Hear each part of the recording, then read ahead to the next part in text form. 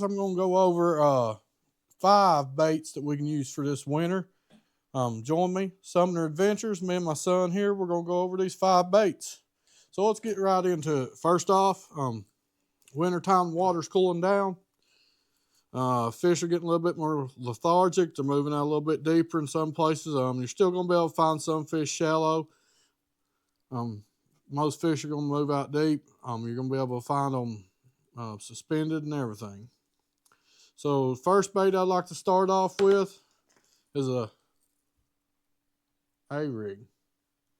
So once you take it out, it spreads out. You got all 5 baits hanging off that. This is 5-wire design. Here in Kentucky, we're allowed to use the 5-wire. For those states that needs a 3 or just a 3, you're allowed to use 5 hooks. But states that need just 3 hooks is all you're allowed. Come in, cut that off, super glue it on there. Just have 3 hooks on there. Got 2 different umbrella rigs that I'll use between. One of them don't have any spinners. That's for more of a clear water. One does have spinners on it, and that's for more stained, murky water. We'll not use those. This is a Picasso umbrella rig, and this is a Yum Flash Mob Junior. On those, I usually weight mine with 1/8 ounce jig heads. Some of them white, some of them gray. Usually put a couple different color swim baits on those. This one's Pro Blue Red Pearl and Chartreuse or albino shad, and these are Crush City mare. Am I right, Bubba? It's his favorite baits in the mare. So that's what's on here. Favorite swim bait, that is. That's what's on there, but these would be throwing a lot of these out in the mouth of creeks or a little bit deeper water. Things are getting deeper.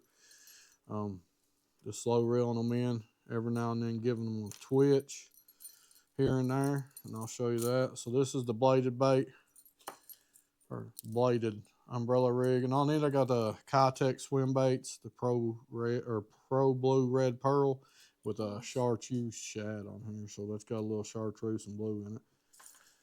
Like I said, that'd be murky water. So one technique or tip with these, when you're reeling them, you want to twitch that thing every now and then. So when you're twitching these wires are folding in a little bit.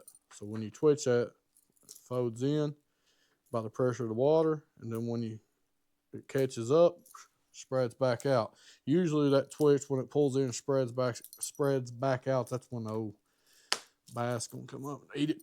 Usually get hooked on your middle one or one of your bottom 2 baits. So if you do have to have a 3 hook rig's all you're allowed to have, make sure that the bottom 2 are the ones you leave the hooks in, and the top 2 is the one that you take the hooks out of. All right, so second bait, as I'm going to go into, is blade baits or metal baits, but not all blade baits have to be metal. But the metal blade baits and tail spinners, and then this here is a Nomad. It's almost like a blade bait, but it's got a rubber coating around it. It's going to be a little bit more silent, but the vibration on this is real good. I'll be using this off rock banks, slopey points and stuff like that, just working it, popping that up, not having to pop it 10 foot, 5 foot, but being able to take it and pop it a little bit. That vibration comes up, let it float back down. Vibration comes up, it's attracting that fish, pulling it in. More than likely, when you vibrate that thing up and it starts falling, you're going to eat it. Well, here is a little bitty metal blade bait, so I can just show you what that is. Grayson's blade bait he just brought me. He's got a gold and a silver. That there is a metal blade bait. You can tie it in these different holes and get different angles to it. Gives different vibration, different way it works. The front's going to pull it more like this, and this back hole on blade baits is going to pull back here. Still vibration, letting it fall to the bottom, vibration. Wanting to work it up right there around the 2 foot range off the bottom. Whoop, whoop, like that right there. Tail spinner, pretty much the same thing. Yeah, it's got a, it'll have a Colorado blade on the back of it. And you're just going to kind of work it the same way, hopping it. The little Colorado blade will thump and go down. And that's when the fish will eat it. So that's number 2 good bait for the winter time. And something you don't have is a worm. No. So there, next we're going to go into a crankbait. Going to be able to work different levels with these. This is 9 to 12. I have one 7 to 9 foot and then one 9 to 14. Be able to work a little bit different depth ranges. If I need to get deeper, I'll get out some deeper crankbaits. But right now with the clear water that we have, a little bit clearer in the wintertime, is translucent colors is what I like. Seems like to get more bites on those. This is a Spro Little John Double D 60 flat-sided crankbait. Pretty key in the wintertime. The fish don't like the wide wobble, so as you can see, that's the flat side. Flat-sided crankbait's going to keep that wobble a little bit tight. You got that big wide bill. It's way wider than the body, so it's going to keep that wobble real tight on that. Like I said, that's a pretty color for Spro. That's the Spooky Nasty. I got good hooks and stuff on it, so that'd be a good bait. It is pretty. It'd be a good bait we're going to use. In my last video, the last fish I caught came off that bait right there. So I had to get another one because I lost it in the tree. But if you ain't getting hung, you ain't fishing, right? That's the way I look at it. I know for 7 to 9, same thing. It's going to be the Spro Little John. This is a medium diver, 50. Just a little bit smaller profile bait. Pretty little color. Got a lot of translucent color to it. What I like about these baits is that ball's rubberized, so it's not making a lot of noise in there. You still got the quiet little bitty rattle. Ooh, them hooks are sharp. So you got a little bit of a rattle to it. But that ball, when you're casting, it's going to be windy Saturday. When you pull that ball, get ready to sling your bait, that ball rolls back. Gives that bait a good aerodynamics, goes through the air real well. So that's the Spro. That's going to get the 9 to 12 foot. And then that's going to get the 7 to 9 foot range for them a little bit shallower. Still a little bit warm right now, or warmer days, so I'm hoping there'll be some fish up shallow. And then I do have a smaller bait that'll go a little bit shallower, but I don't think I'll be throwing it. Next, I know I was talking about the wide wobble. So this next one is Rock Crawler 55. Used this and had good luck on it in wintertime, especially with smallmouth. This is translucent crawdad color, so the color of it actually is red crawl. So it's a red crawl color, but it's translucent. I like translucent baits a little bit better when the water's clear. Seems like I get more bites. Good thing about this bait, and with all these crankbaits, is you need deflection off underwater cover. Those are real good for rocks deflecting, but what I like about this one, it has real good deflection on it when it hits stuff. It's going to run a little bit deeper.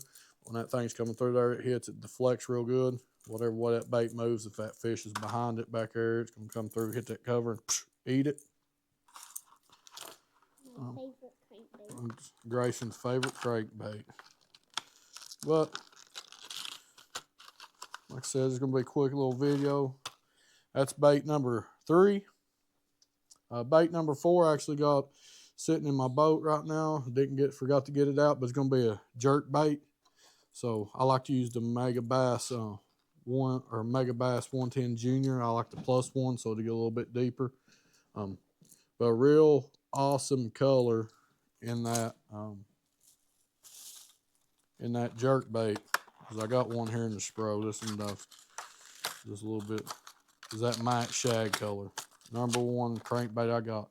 So it's a matte shad. So this one, not a solid bait. It's not a glossy bait, but it's that matte shad color, and that usually have the Megabass 110 Junior +1 on. Is how I like to fish. Usually keeping that thing down there at 5 or 7 feet. But with the jerk bait, You're just going to be fishing. You just have to find the cadence when you get out there. So that cadence, you know, it might be jerk, jerk, pause, or it might be a jerk, pause, wait 3, 4, 5 seconds, how long ever. The best way to figure out the cadence is just get out there and start doing it. So start out. I'll start usually when I get out there. I'll start with a jerk, jerk, and about 2-second pause. Jerk, jerk, 2-second pause. And then if that doesn't work for about 10 casts, I'll jerk, jerk, give it 3. Jerk, jerk, give it 3. So just changing the cadence up, and it takes a little bit of work to figure it out. Grayson brought me a little bait here. He says it's technically a jerk bait, but it's more of a jig and spoon bait, or jigging bait, because it's got one hook on it. It's made jig up and down. All right, guys, so that jerk bait just going to use anywhere. If I see fish on cover and need to pull them out, I'm going to do that over points, up along steep little banks, anywhere that can draw that fish up. Them fish are going to want to come up and look at that bait, look at that jerk bait, and then that twitch, they might come up there and sit right behind it and watch it. You give it that twitch. Once that thing turns sideways, you're usually going to hit it when it's on its side. Once that thing turns sideways, they're going to eat it, and that's usually how that they usually eat it, when that bait turns sideways at them. With crankbaits, like I said, just using them on steep banks pretty much can run them anywhere. Just wherever I find some bait fish and stuff, I'll start throwing those. The last bait is a big swim bait. So this is going to be a bait that I'm going to use in the winter time. And this is a Z-Man Shadtron LT. If you'll look here, it's got the fast sink. So Saturday, it's supposed to be very windy. I want that fast sink so I can get it out there and get that thing down to where I want it to. Very good bait to work towards the bottom. But I want that fast sink to get it to where I want it to. This sink's about 12 feet every 10 seconds is what this is supposed to sink at. Plus, it allows you to get deep too. If you want to get deep and you ain't got to wait forever, because I'm impatient about watching my baits get to the bottom. But a little bit different than what, like these swim baits here. See how they got the boot tail on them? Very wide tail. Comes in very narrow. Got that boot to it. So that gives that thing a wobble action. Well, this in here's got the wedge tail. So it's going to give it more of a natural fish action to it. It's going to be not as wobbly. And that's what we're looking for in the winter times. Them tight wobble to the bait. A little less invasive, I would say, coming through, being real loud. Them fish aren't liking that. I like to say the louder your bait's coming through, they're so loud that it's just scaring them to the other side of the lake. But this is a good bait, Shadtron, line through design. They bite that, the hook comes out. This one does have 2 tops. It can go through the top, or it can go through the bottom, line through the top, hook to that, or line through the bottom, put a treble on there. I probably won't be using a treble because I like to get mine close to the bottom and even maybe swimming it right along the bottom and bouncing it. A lot of gizzard shad down there, so on the bottom, bouncing that around off the bottom, or if I need to see some fish up a little bit higher, I can pull that thing to them and just walk it real slow. Good thing about that fast sink is that weight all the way to the boat, you can work that thing just a little bit slower and keep it down there. Keep it down there where you need to keep it to. Always put it back in the package though, keep its shape, keep its form. Z-Man did an awesome job with this packaging. You just put it back in there. It's got little flips on it. Flip them things around like that. It locks that bait right back in. They got them on the front too. Locks that bait right back into the package, keeps that shape to it, and you just toss that bad boy out in your tackle storage. That's 5 baits that I would use. I'm going to use constantly this winter. I always have tied on. Like I said, Grayson's going to be on the swim baits and crank baits. He likes those. He really likes the rock crawler. So And we've caught quite a few smallmouth and stuff on the blade bait, so he likes the blade bait also. So hope those baits help you out this winter. Get out there and try to catch some fish on them. Comment below, tell me how they worked out for you. Like I said, always just go fish and try it out. The weather's bad, it's cold. If you can get out there, try it out. Always try out different baits, different colors. You ain't gonna learn unless you try. You ain't gonna get confidence in baits unless you try, and that's how you have to do it. But thank you for watching my video. Remember, keep God first in your life. In the Bible, let's turn to Isaiah 25 and verse 1. If you got your Bibles, you can turn there. I'll just read it here. So in Isaiah chapter 25 and verse 1, it says, O Lord, thou art my God.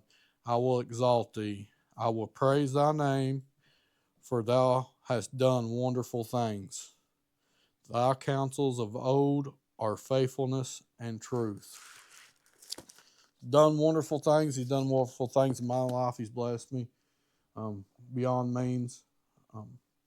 Just remember, God's plan is not going to change. God wants for everybody to love him, to seek him, and to seek his salvation. So always keep God first in your life. Seek salvation of Jesus Christ. Pray daily. Read your Bible daily. And always keep love in your heart. Thank you for watching. This is Sumner Adventures. My name's Joshua. Grayson ran off to watch some videos on his phone. Until next time, see you, thank you, and God bless you.